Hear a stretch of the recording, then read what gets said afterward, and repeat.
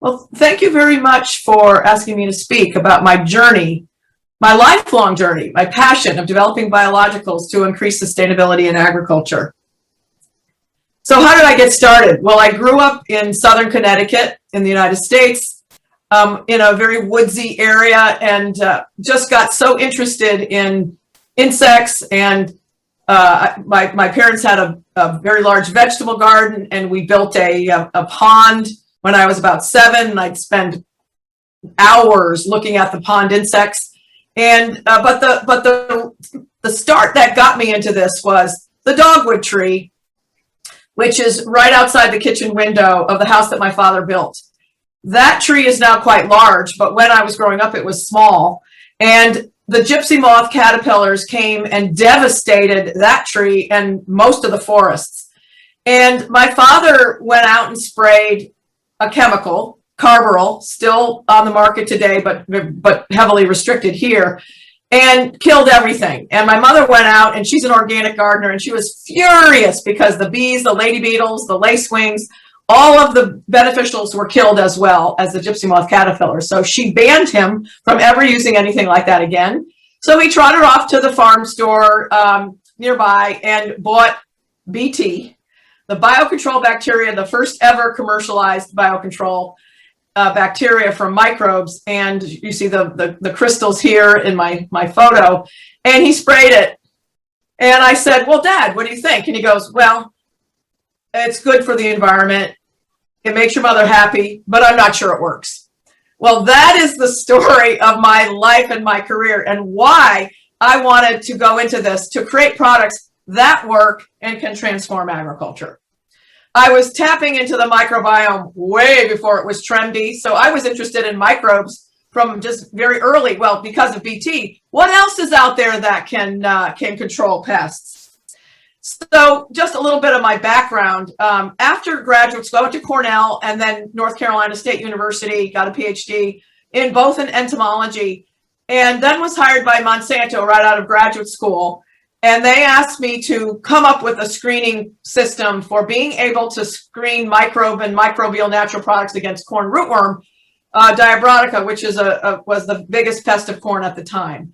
And so they could find something to engineer into plants and kill corn rootworms.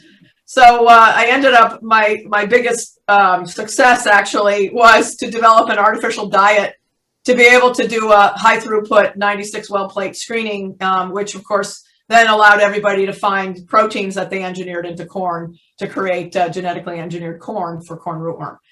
And then I also had a project which was determining whether pests would develop resistance to BT once you engineered a single gene into a BT crop. And we proved without a shadow of doubt that without proper mitigation measures, the pests would develop resistance to BT very quickly. And so I started a working group that funded some research that led to the EPA regulations, the Environmental Protection Agency regulations in the US today, requiring that farmers set aside a certain portion of their farm that's not using a GMO seed because of leaving refuges for susceptible insects, so we can reduce resistance. Well, you know, that's another major project I worked on, and still today, many parts of the world are figuring out how to battle resistance. But I actually screened over 150,000 microbes at Monsanto looking for pesticidal microbes that produce natural products. Then when I left Monsanto in 1990, I set up Entotech, which was a subsidiary of Novo Nordisk, big Danish company, who wanted me to set up a unit here in Davis, California to screen microbes. So screened 55,000 microbes and developed a line of discoveries. They then sold us to our largest competitor in 1995, and I started AgriQuest. Screened another 22,000 microbes, discovered Serenade from Bacillus bacteria, which became a global standard for biofungicides, and the first breakout foliar biofungicide product, still on the market today. AgriQuest was acquired by Bayer. Crop Science in 2012 I left AgriQuest in 2006 and started up Marrone Bioinnovations and screened another 18,000 microbes and developed a very broad, full line of products from microbes and extracts of plants. So the AgriQuest history is that in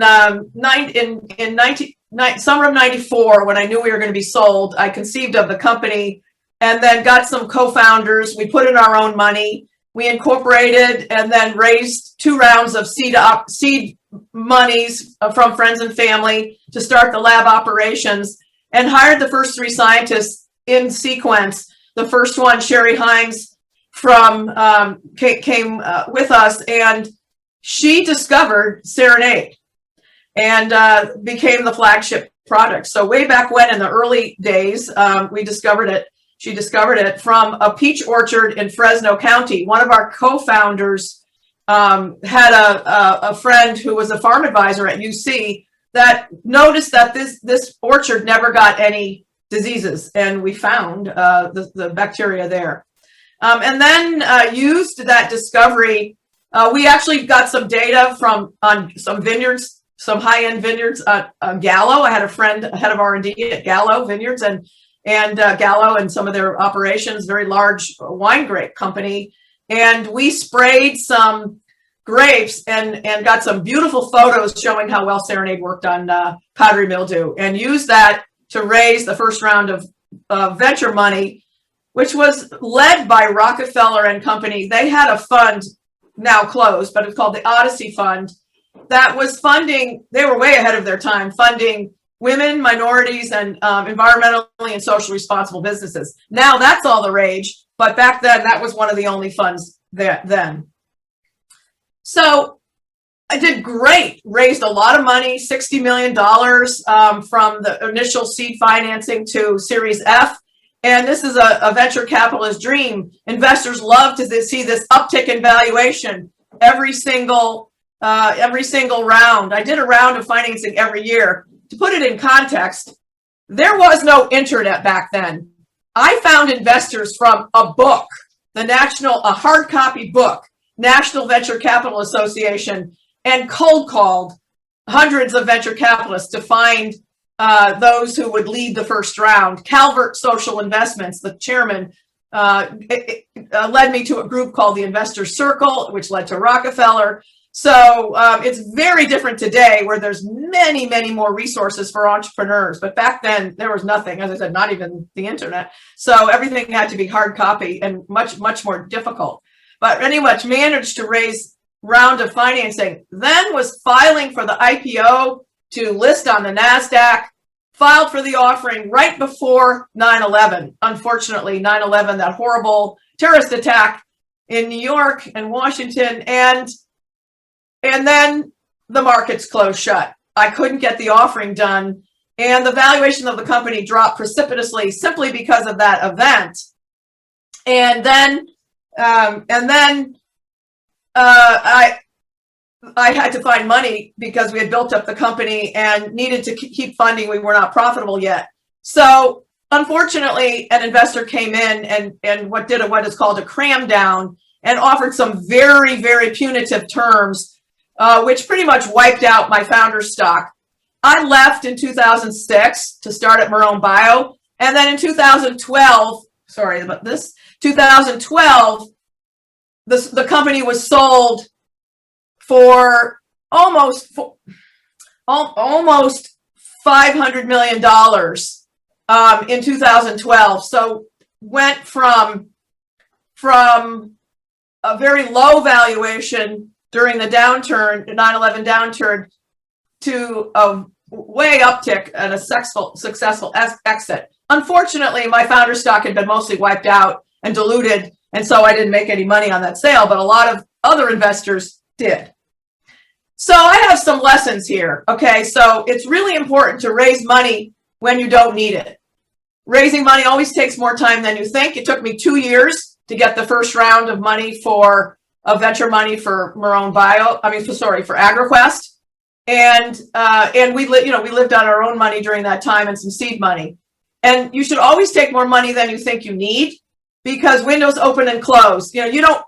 Founders don't want to get diluted, and even first round investors don't want to get diluted, but you've got to understand. Now, look, so after 9/11, you get the 2008 Great Recession, then you have COVID. Okay, so you never know what's going to happen. So as an entrepreneur, you better take the money when the window's open and move fast to get it, and raise as much as you can get, and have a really good lawyer who can help you avoid some of the really punitive terms that can be thrown on you during the downtimes, like a full ratchet anti-dilution, which really was what wiped out my founder stock, or participating multiple liquidation preferences. And all money's not equal. I know entrepreneurs I know today, especially women entrepreneurs, are very, very attuned to having investors that are very much in sync with their personal values and their vision and mission of the company. And that's really important to do. So the Marrone Bioinnovations history, I started in April 1st, 2006, incorporated in June 2006, and just passed our 15th anniversary of incorporation last week. Oh, actually it was this week, early this week, yes. And then we put in our own money, myself and a Julie Morris, who was a Harvard MBA. I think I needed a Harvard MBA because with a PhD, even though I was a very successful entrepreneur, you know, a lot of investors looked at a PhD and then pigeonholed me into science only instead of a business person. So I brought in Julie Morris, who had worked at a tech company in Silicon Valley and had a Harvard MBA. And then two have since passed away in the last 6 months. My dear friends, Dick Dorff, a professor of management at UC Davis, Graduate School of Management, and Rich Rominger, a farmer and former Secretary of Agriculture in California and U.S. Deputy Secretary, formed the founding round. And then we raised $1 million in seed fund financing from angels and high net worth individuals, which converted into the Series A, March 2007. So you can see that the startup and the raising of the money was much faster this time around. I have more experience, and some of the investors from AgriQuest followed me into Marrone Bio, and then raised another $65 million in pre-IPO money before the IPO on August 2nd. So, you know, what are some of the attributes of the ideal culture? I wrote this December 2005, just before I started Marrone Bio, as what I wanted based on what my experience was with AgriQuest. What did I want from Marrone Bio? A high innovation company. Ideas are embraced. People don't talk you out of new ideas. Fast, rapid, agile, low politics. Politics from big companies can kill you, can kill a startup. Team-oriented, leadership, coaching, mentoring, high productivity, confident but not arrogant people. People who can work with women, very important.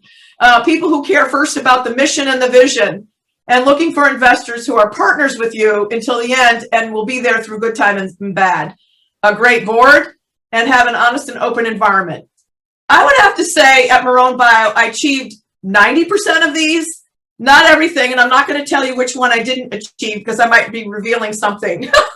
But I'm really proud of the culture that we developed at Marrone Bio. So, how to get to an IPO? Well, you have investors on your board. They want to get an exit. You can sell the company or get to an IPO. There was a wide open window in 2012 and 2013, and they said, jump through that window to go public. So we had actually started planning the IPO all the way back in 2011 and had mapped out with the team, some photos you can see here, of every quarter, what are we going to achieve in order to get to the IPO? And we wanted to be number one in the industry, in the biologicals industry. What does that mean? Okay, financials, the micro cap, what's your market cap? What's your revenues? Are you profitable yet? Almost there with Marrone Bio in profitability, but have had a robust revenue growth, more than 30% compounded annual growth rate for the last 5 years. Brand recognition of the company and the product, exceptional customer stewardship, a robust product portfolio, and the top things that are job number one: develop a really tight and robust quality control for the products, own our own plant, get scalable capacity, have a strong pipeline of products, and have a plan for 100 million in revenue, and go to an IPO. And almost on the road to 100 million in revenue, not there yet, but have achieved most of what's on this thing that this chart that we mapped out all the way back in 2011. So the planning of the business and looking forward really helped get us where we needed to go. The IPO was the most breathtaking and exciting part of my career. My mom and her sister, my mom's now almost 95, my aunt's almost 90, came and here's Richard Rominger here, my dear friend and founding investor. Without him, I would not have been able to create this company. And it was so exciting to take the company on the stock market. To now, the first company that people could buy a company with biologicals. But it was going great until 1 year after the IPO, our chief operating officer, I just promoted him. He was head of sales, promoted him to COO. Big mistake on my part. He abruptly resigned. We suspended any guidance, financial guidance to the street. And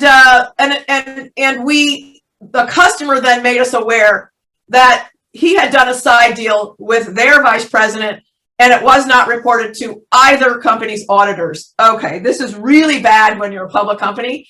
So we turned it over to the audit committee. The audit committee started an investigation, and it took 18 months to go through, the auditors to go through every document in the company that was subpoenaed also by the Securities and Exchange Commission. And I went before the SEC and was grilled for 3 horrible days.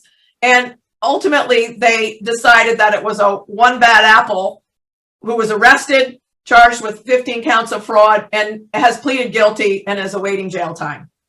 And so it's been quite a roller coaster, as you can see from the stock price.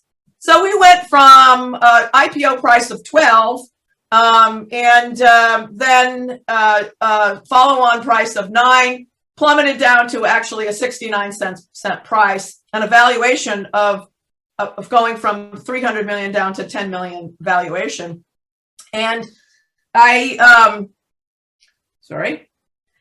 we worked our way back up, recapitalized the company, announced some record quarters, but then and got a high when we recapitalized the company with new financing. And we converted some of the debt we had taken on. We had our largest shareholder at the time lent us $40 million to get through this period because we couldn't raise more money. Thank goodness we had such great investors. Again, lesson about partnering with great investors. And the investors converted 3/4 of their debt to equity. And look at what the COVID-19 did to stocks, to all stocks, not just ours. But we plummeted, but we still went from a 17 million valuation to 170 million valuation. The company's just under 300 million valuation today. But we achieved more than 30% compounded annual growth rate from those dark days of the investigation and restatement, and worked from a 0 gross margin up to 55% gross margin. Last quarter, the company had a 60% gross margin. So despite all of this stuff going on, we were able to continue to achieve what we wanted to do. And why? Why were we able to do that? Because we had a tribe of employees that with me believed in this company and in this mission.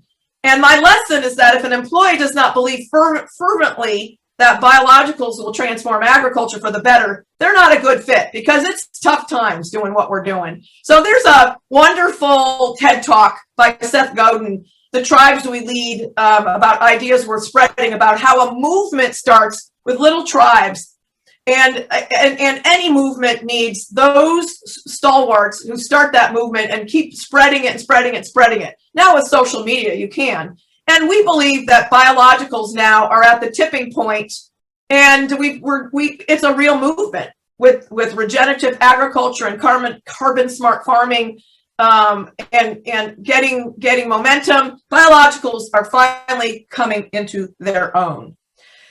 Hiring the wrong people. I did it. That's the number one thing that I now advise 7 companies, 6 founded by women. And number one thing for any company is hiring the right people. And I do believe in hiring slow, but firing fast, because if they don't fit the company's vision and mission and culture, they're not going to work out. So the hiring first for values and skills and experience secondarily is really where I've learned we have to do, because besides building something nobody wants, number two, what can kill a startup is hiring poorly. Number of three is also lack of focus. So some lessons there. But hiring is really difficult. It's easy to say, but it's just not easy to do, especially on the commercial side. It's very hard to find people on the commercial side who really can stick with it through thick and thin. So building and maintaining a culture and those values is very difficult. I'm off, you're an entrepreneur, you're a founder, you're off raising money and you're building business, meeting customers, but you have to constantly attend to the culture, or it can be harmed or destroyed by those that come in who are strong managers or an influential scientist or engineer and can move your culture in a direction you do not want. And every entrepreneur has this problem. And so you need some insight into how people are going to react in a crisis and how your investors and board are going to react in a crisis before you bring them into your startup. That's also not easy to do. How do you interview for that? I've got don't have time today, but I do have a slate of questions that I do and have a deeper dive than I've done in the past. And it's really important to get diversity in the company and diversity on the board, because the more diverse it is, the better the decision making, and the more robust and productive I think the company has shown to be. Because if everybody always thinks one way, because they only have one kind of background, the company's not going to be as productive. And I have found, don't hire jerks. There are a lot of jerks around, arrogant jerks. I have the best success with unselfish, team-oriented people who give of themselves. So one of the questions I ask in the interview process is, do you volunteer? Do you get what do you do outside of yourself? Do you give back? And finding, if you've worked in the military, or you've been in the military, or have worked on a farm, are also some things that also can get to your root values. One of the things that has been successful for me is to have backups to backups. I advise a number of startups, and some of them go down one path and they only have one thing that they're working on to get to the path. Like they're focusing on too few investors or pursuing just one investor. And what if that falls through? So I have always advised everyone to have a parallel path. So a plan A and a plan B, and work in parallel on two different tracks, because you just never know what's going to happen. And I have not failed because I've always had backups and then backups to backups, especially when raising money. If the first pool of investors doesn't come through, I have another pool of investors and another pool of investors. And so it's really important to have that planning in advance, because too many ones I've known have had to pivot. Sometimes they pivot successfully, others have not. Now, going from a startup to scaling, and I've successfully scaled two companies to tens of millions of dollars, both AgriQuest and Marrone Bio. That is not easy to do in our industry. And there's a lot of companies that are anywhere from 1 to 10 million, but haven't gone the next scale.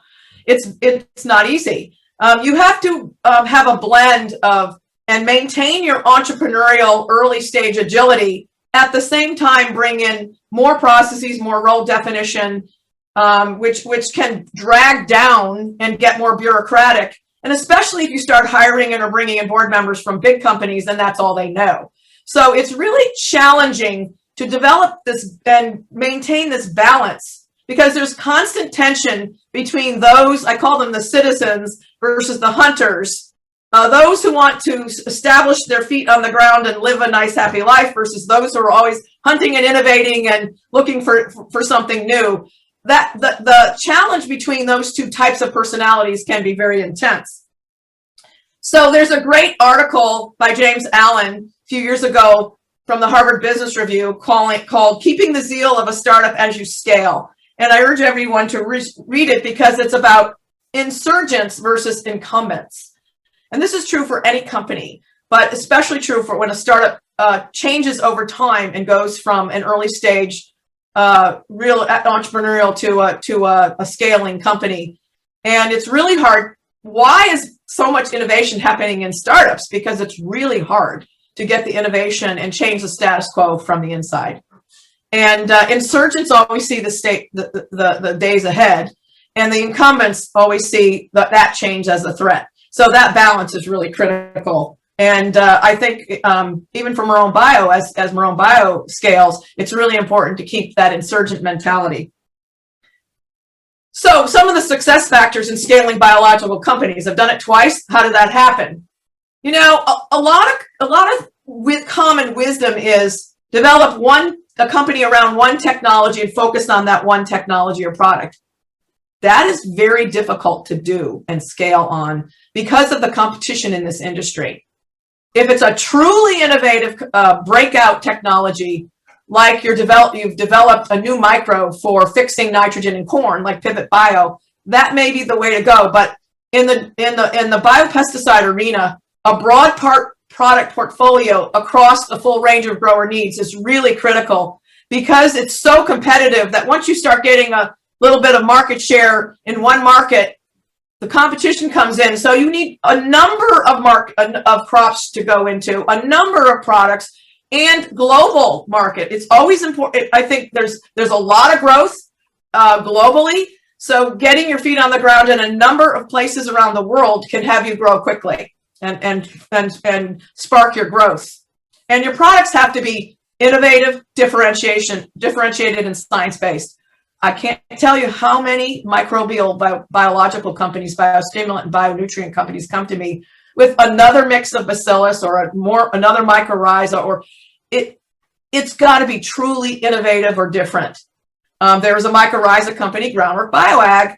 Their investor came to me and asked what I thought about mycorrhiza. He said, I said, yeah, there's a place for it, but I want to see something truly different. Can you have a very robust, hardy strains that can survive and low-cost manufacturing? Sure enough, there was Groundwork BioAg, and they got funded, and they have done really well. And I had a collaboration with them at Marrone Bio as to putting mycorrhizae on the seed, and the results were quite good.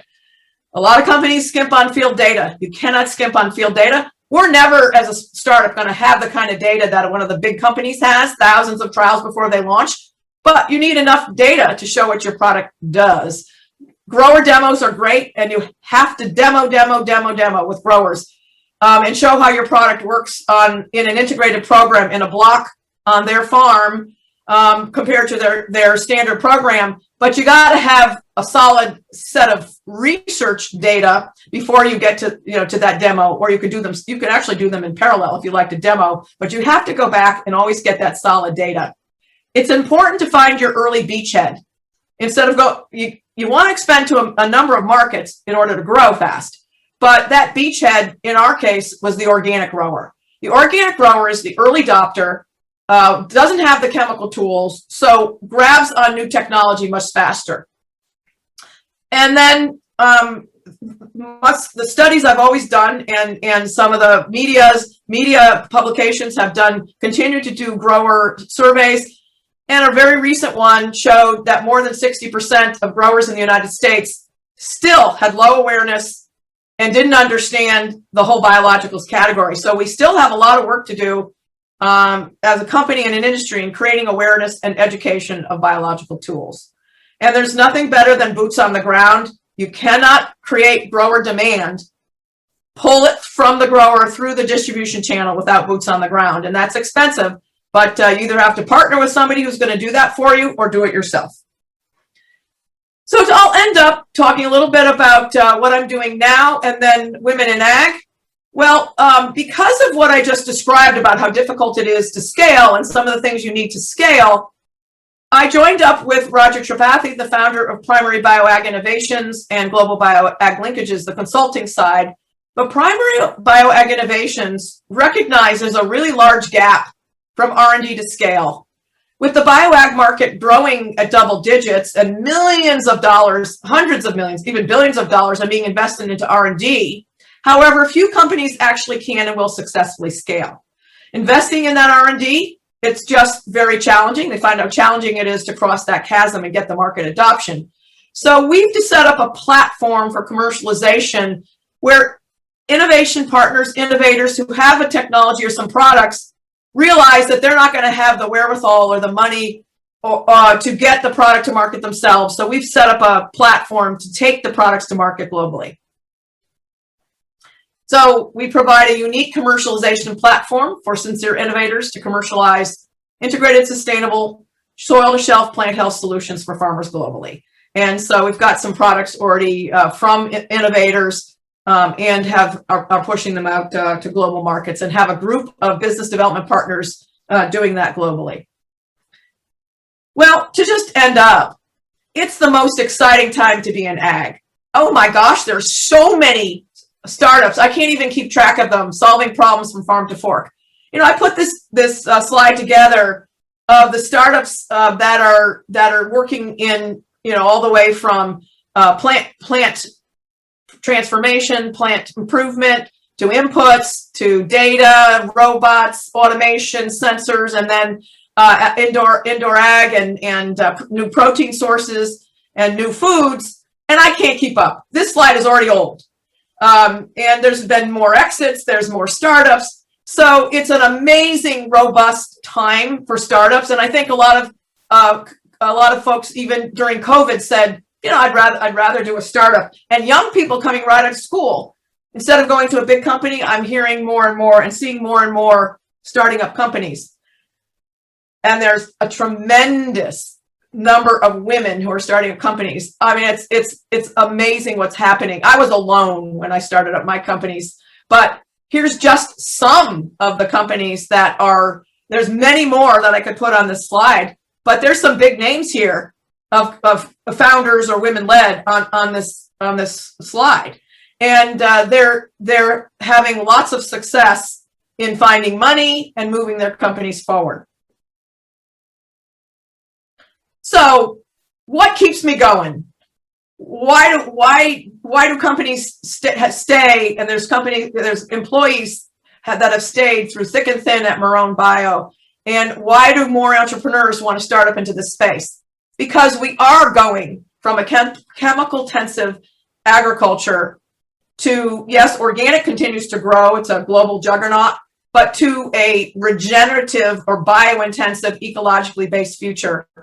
And so it's exciting to see, driven by what we've learned in COVID and climate change, that ag needs to change and it needs to become more sustainable. And my whole life has been spent looking at biologicals and how they can do that. Now biologicals, we're finding, can not only help farmers increase their ROI, but can also help them reduce their carbon footprint.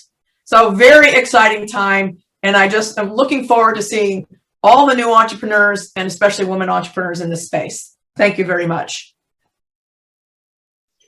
Thanks a lot, Pam. It was a pleasure to hear from you. Someone who has been there, done that. That's very important because that gives you a practitioner's approach rather than the theory. So thanks a lot for sharing your deep insight with all of us. Thank you. And